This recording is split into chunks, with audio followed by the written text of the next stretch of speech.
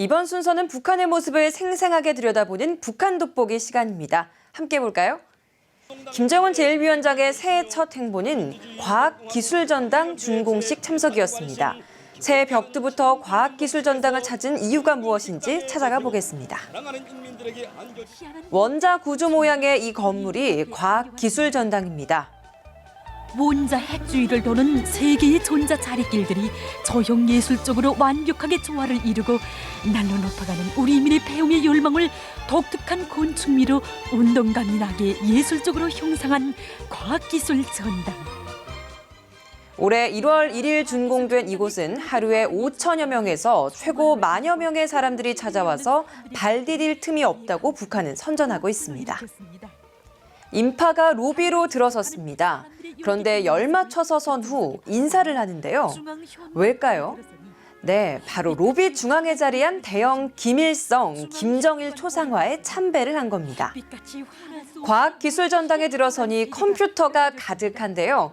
북한은 인터넷을 통제하고 있는데 이 많은 사람들은 컴퓨터로 무엇을 하고 있는 걸까요?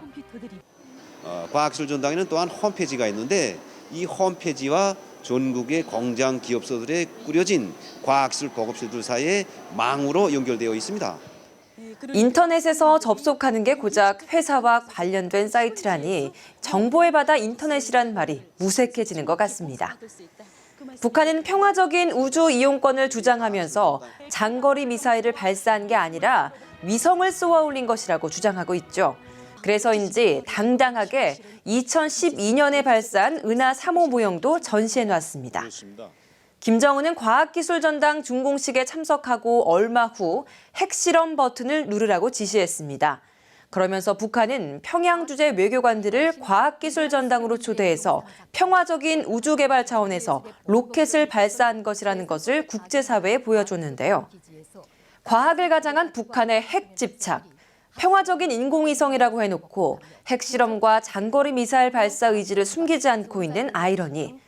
과학기술전당이 북한의 핵개발의 선전도구로 전락된 것 같아서 씁쓸할 따름입니다. 최근 북한에서 자동차의 증가로 주유소들이 늘어나고 있습니다.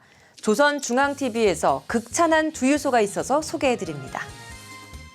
새희망 연유 판매소입니다.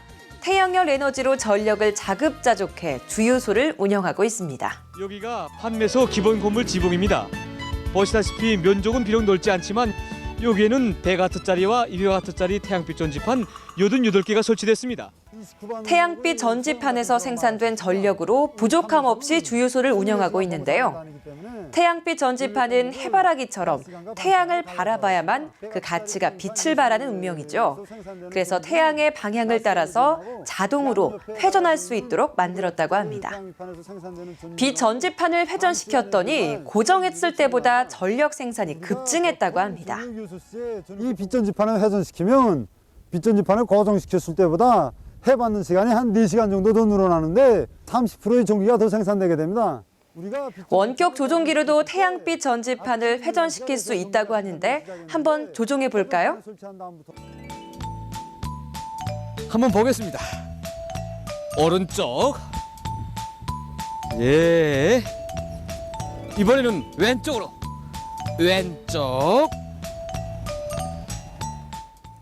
그런가 하면 전력 생산을 위해서 이것도 동원했습니다. 그리고 저 풍력 발전기를 같이 이용하기 때문에 우리 판매소는 전기가 남으면 남았지 모자라 본 적은 절대 없습니다. 주유소 위에 태양빛 전지판도 모자라서 풍력 발전기까지 정말 이채로운 풍경인데요. 풍력 발전기까지 동원해서 주유소를 24시간 가동하고도 전력을 생산할 수 있게 됐는데 남는 전력은 국가에 헌납한다고 합니다. 바람이 세게 불 때 말입니다. 저 풍력 발전기에서만도 4kg의 전기가 생산됩니다.